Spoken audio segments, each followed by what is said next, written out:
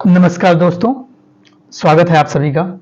Middle east में अभी जो घटित हो रहा है, इजराइल के ऊपर जो हुआ, फिलिस्तीन के ऊपर जो हो रहा है, उससे पूरी दुनिया परेशान है और एक घबराहट की स्थिति पूरी दुनिया में बन रही है। अभी कुछ ही दिन पहले हम देख रहे थे कि यूक्रेन और रसिया का युद्ध चल रहा था और पूरी दुनिया उथल-पुथल के दौर से जूझ रही है। जो पिछले शनिवार को हुआ है, जिसमें फिलिस्तीन के हमास नामक जो उनका उग्रवादी संगठन है, उन्होंने इजराइल पर जिस तरीके का हमला किया है, उनकी सड़कों पर एयर मार्ग से, वो विजुअल्स बड़े भयावह रहे हैं। वो ऐसे विजुअल्स हैं जो बता रहे हैं, कि हमको याद दिलाते हैं जो 26/11 होता है भारत का और 9/11 यूएसए का, कुछ वैसा ही हमला, जिसको हम फुल स्केल इन्वेजन भी कह सकते हैं फिलिस्तीन के द्वारा इजराइल का। वर्तमान की ये घटनाएं हैं, लेकिन हम थोड़ा सा इसके पीछे जाएंगे और देखेंगे कि आखिर ये जो घटनाएं हैं, इसकी जेनेसिस कहां से हो रही है, इसका ओरिजिन क्या है। जैसा कि हम सभी को पता है कि यहूदी, इस्लाम, ईसाइयत, ये सारे धर्म निकलते हैं अब्राहमिक ट्रेडिशन से, अब्राहमिक रिलीजन से। और अब्राहमिक रिलीजन मूर्ति पूजा का समर्थक नहीं माना जाता है, इसीलिए ईसाइयत, इस्लाम और यहूदियों में मूर्ति पूजा का कोई प्रचलन नहीं पाया जाता है। जो आज के यहूदी हैं, जो इजराइल में रह रहे हैं, पहले आज से 1000, 2000, 1500 साल पहले ये लगभग उसी अरब देश के उसी क्षेत्र में, यरूशलेम के आसपास में रहा करते थे। उस टाइम में मेसोपोटामियन जो आपकी सिविलाइजेशन थी, उसके अंतर्गत आता था। बाद में ये रोमन अंपायर के अंतर्गत आया और जो फिलिस्तीन का रीजन है, उसी क्षेत्र में यहूदी रहा करते थे। रोमन अंपायर जब आया तो रोमन अंपायर के साथ में बात ये थी कि ये मूर्ति पूजा का समर्थक था। अब यहूदियों के साथ में समस्या ये हुई कि यहूदी मूर्ति पूजा को मानते नहीं, रोमन अंपायर अपनी ही मूर्तियां बनवा करके पूजा करवा रहा है, अपनी ही मूर्तियों की को जो है उन लोगों के घरों में सजवा रहा है। तो दोनों में कहीं ना कहीं आइडिया ऑफ कॉन्ट्रास्ट पैदा होता है और दोनों ही आइडिया में लोगों को लगता है यार ये क्यों, मतलब जो यहूदीज हैं वो तो मूर्ति पूजा करेंगे नहीं, रोमन अंपायर ये करा रहा है, अब इसको मान नहीं रहे। तो पूरे उस क्षेत्र में काफी मारकाट मचती है, काफी हिंसा होती है, काफी उत्पीड़न होता है। इस वजह से तत्कालीन फिलिस्तीनी वाले जो क्षेत्र था, जो रोमन अंपायर के अंतर्गत आता था, वहां से यहूदी निकलते हैं और पूरी दुनिया में जाकर बस जाते हैं और पूरी दुनिया में ही यहूदियों का बड़ा उत्पीड़न होता है। ऐसा नहीं था कि रोमन के ही क्षेत्र में, रोमन अंपायर के अंतर्गत ही हुआ, क्योंकि जहां पर भी जा रहे थे सफल व्यवसायी हो रहे थे, तो वहां की जो जनसंख्या थी, वहां के जो लोग थे, उनसे कंपटीशन करते थे और उस कंपटीशन में आगे निकलते थे। आज भी हम देखते हैं कि रोमन अंपायर्स में स्थिति यह है कि यहूदी जो है, आज भी हम देखते हैं तो नोबेल्स हो या जो भी प्राइज हैं, या जो जितने भी अग्रणी क्षेत्र हैं, मेडिकल्स का है, इंजीनियरिंग का है, टेक्नोलॉजीज का है, तो वहां पर यहूदियों की बड़ी संख्या जो है मौजूद है। तो उस टाइम में भी जब ये सफल व्यवसायी हो रहे थे, तो अब खास करके यूरोप के क्षेत्र में बस रहे हैं, तो यूरोप के लोगों की बात पसंद नहीं आ रही थी। उनके जो घरेलू, जो उनके डोमेस्टिक पीपल्स थे, उनके साथ में इनका कंपटीशन को पसंद नहीं आया, इनका काफी ज्यादा उत्पीड़न होता था।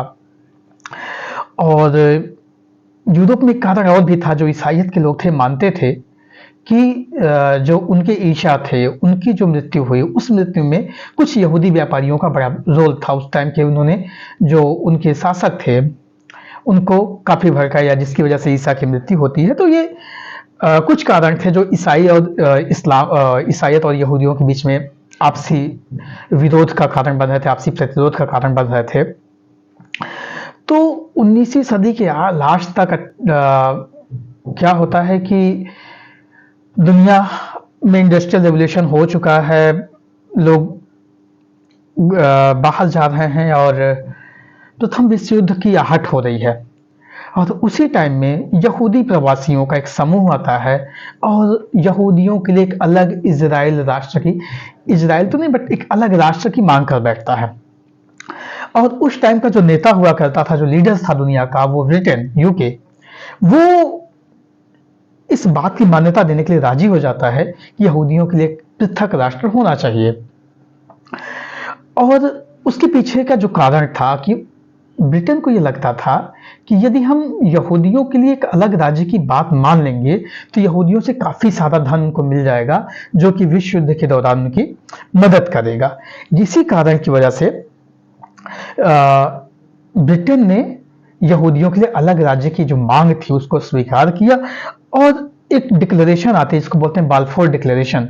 1917 में 1917 में बाल्फोर की घोषणा होती है, जिसमें माना जाता है कि यहूदियों के लिए एक पृथक राज्य होना चाहिए। और फिर ब्रिटेन ये करता है कि जो फिलिस्तीन का जो आज का क्षेत्र है उसी के अंदर यहूदियों को वापस बसाने का काम शुरू कर देता है। अब जैसे ही ये करना शुरू करता है उसी टाइम में अरब देश ना, जिसमें इजिप्ट है, सऊदी अरेबिया, ये सब नाराज होने लगते हैं। अब ये नाराज हो जाते हैं तो अब ब्रिटेन को लगता है कि इनका समर्थन नहीं मिल पाएगा क्योंकि विश्व युद्ध चल रहा है। तो फिर वो उसके बाद कई सारे देश स्वतंत्र होने की अवस्था में होते हैं, तो ब्रिटेन क्या करता है कि अब उसको अरब देश को भी साथ में लेके चलना है, तो बाद में इस मुद्दे को उठाता है और ले जाकर यूएनओ में डाल देता है, और यूएनओ को दे देता है, और यूएनओ देता है टू नेशंस की थियरी। क्यों यूएनओ में किया जाता है? क्योंकि अरब देश जो थे, अरब कंट्रीज के लोग जो थे, उनको उनका समर्थन चाहिए था ब्रिटेन को। तो जब ये यूएनओ में जाते हैं तो टू नेशंस थियरी आती है, माना जाता है कि पूरे जो फिलिस्तीन क्षेत्र है आज का, उसका 65% फिलिस्तीनियों को लिए दे दिया जाए और लगभग 35% के आसपास का एरिया यहूदियों के लिए दे दिया जाए। इस बात को अरब देश स्वीकार नहीं करते हैं। उनको लगता है कि पूरे ही क्षेत्र में गैर मुस्लिम साम्राज्य नहीं होना चाहिए, गैर इस्लामिक राष्ट्र को एक्सेप्ट नहीं कर पा रहे हैं। तो 1948 में ही अरब देश के जो लोग थे उन्होंने इजराइल पर हमला कर दिया, और बड़ी घटना होती है इसी टाइम में कि इजराइल पर जब अरब देश के लोगों ने हमला किया, कई सारे देशों ने मिलकर के, और इजराइल यूएसए की मदद से उनको हरा देता है। और जब इनको हरा देता है तो इजराइल अपनी जो भूमि थी उसको मजबूत कर रहा होता है, और फिलिस्तीन के क्षेत्र में इजराइल अपना वर्चस्व स्थापित करने की कोशिश करता है। कुछ दिनों बाद 1967 में ही 6 दिनों का एक युद्ध चलता है, जिसमें इजराइल फिर से जीत जाता है, और इस जीतने के बाद मिस्र से सिनाई पेनिनसुला, सिनाई प्रायद्वीप, सीरिया से गोलन हाइट्स और जॉर्डन से वेस्ट बैंक छीन लेता है, और इस समय तक यहूदियों का लगभग 65% भाग पर कब्जा हो जाता है। वर्तमान में भी आप देखेंगे तो फिलिस्तीन केवल गाजा स्ट्रिप और वेस्ट बैंक तक ही सीमित है। 1979 का दौर आता है जब कैंप डेविड एकॉर्ड होता है यूएसए के सहयोग से। वो यूएसए और इजिप्ट में एक संबंध स्थापित करने की कोशिश करता है। यूएसए की हमेशा से कोशिश रही है कि अरब देशों को साथ में लेकर के इजराइल के साथ में उनके संबंध बेहतर कराए जाएं, और उस संबंध को बेहतर कराने से, क्योंकि अरब देशों के पास एनर्जी रिसोर्सेज उस टाइम में काफी हुआ करते थे, तो यूएसए या कोई भी दुनिया का देश अरब देशों को नाराज नहीं करना चाहता था। तो उनकी कोशिश ये थी कि सऊदी अरेबिया के साथ में, इजिप्ट के साथ में इजराइल के संबंध बेहतर कराया जाए। तो इसी के को ध्यान में रखते हुए 1979 में कैंप डेविड एकॉर्ड होता है, जो कि इजिप्ट के साथ में इजराइल के बेहतर संबंध की शुरुआत मानी जाती है। और फिर इसी के बीच में देखते हैं तो दुनिया में बहुत सारे भौगोलिक परिवर्तन हो रहे हैं। नैम खत्म हो रहा है ना, शीत युद्ध खत्म हो रहा है, यूएसएसआर का पतन हो रहा है, खाड़ी युद्ध चल रहा है, और खाड़ी युद्ध 90 के आसपास में खाड़ी युद्ध हो रहा है, जिसमें इराक ने कुवैत पर हमला करते हैं, और इराक जो कुवैत पर हमला कर रहे होते हैं, और इसी टाइम में कुवैत इराक को जो फिलिस्तीन के नेता थे यासिर अराफात, उन्होंने उनको समर्थन दे दिया इराक को। तो इनकी जो एक वहां की स्थिति थी, उस भौगोलिक स्थिति में इनकी जो कूटनीतिक कमजोरी साबित हो जाती है यहाँ पर, और पूरा अरब ही दो भागों में बंट जाता है। तो जो अभी तक दुनिया को लग रहा था कि हम यदि इनका समर्थन कर देंगे यहूदियों का या इजराइलीज का तो अरब नाराज हो जाएगा, आज अरब खुद ही दो भागों में बटा हुआ है। नैम लगभग अपने प्रायावस्था में है, कोल्ड वॉर खत्म हो चुका है, यूएसएसआर का विघटन हो चुका है। इस अवस्था में फिर से, इस दशा में 92 93 में एक ओस्लो अकॉर्ड होता है। इसमें भी यूएसए के साथ, यूएसए के सहयोग से ही ओस्लो अकॉर्ड होता है। और इसमें जो फिलिस्तीनी मुक्ति मोर्चा था ना, जिसको हम आज अल फतह कहते हैं, जिसके आज के लीडर हैं महमूद अब्बास, उस टाइम उसकी लीडरशिप यासिर अराफात के हाथ में थी। और वो ओस्लो अकॉर्ड के थ्रू इजराइल के राष्ट्र की मान्यता ये भी दे देते हैं ना। और इन्हीं के पास में उस टाइम की जो फिलिस्तीन लिबरेशन ऑर्गेनाइजेशन होता था, पीएलओ जो होता था, वो उसके लीडर्स थे। तो इन्होंने ओस्लो अकॉर्ड के माध्यम से ही, ओस्लो अकॉर्ड के द्वारा इजराइल को मान्यता देते हैं और कहता है कि इजराइल भी रह सकता है वहाँ पर। और 94 में जॉर्डन के साथ में दोस्ती होती है। और इसी दौर में आप देखेंगे, हालांकि जब जो फिलिस्तीनी लोग थे, जो या अराफात थे, उन्होंने जब उनको मदद करते हैं, तो हमास जो जिस संगठन के बारे में बात कर रहे हैं, जिसने आज हमला किया है, वो संगठन उस टाइम में इसको एक्सेप्ट नहीं करता है। वो इजरायली राष्ट्र या यहूदियों के लिए एक अलग राष्ट्र की को एक्सेप्ट वहाँ पे नहीं कर रहा होता है। और 1993 के आसपास से ही भारत का कूटनीतिक संबंध भी इजराइल के साथ शुरू होता है। तो ये था। अब जो अभी भी हम देखेंगे तो जो फिलिस्तीन के जो दो क्षेत्र हैं, जिसमें एक गाजा स्ट्रिप है, दूसरा भी आपका वेस्ट बैंक है। तो वेस्ट बैंक में आज भी पीएलओ स्थापित है और हमास में, गाजा स्ट्रिप में हमास का वो है, ठीक है। और धीरे धीरे अभी भी देखेंगे तो अभी क्या हुआ है कि चूंकि जैसे कि यूएसए की हमेशा से कोशिश ये रही है कि इजराइल के दोस्तों को बढ़ाया जाए अरब कंट्रीज में। तो कुछ दिन पहले आपने ही सुना होगा कि अब्राहम एक अकॉर्ड होता है, जहाँ पे यूएई और बहरीन अब्राहम अकॉर्ड साइन कर लेते हैं इजराइल के साथ में यूएसए की मदद से। उसके बाद में सूडान और मोरक्को भी आ जाता है।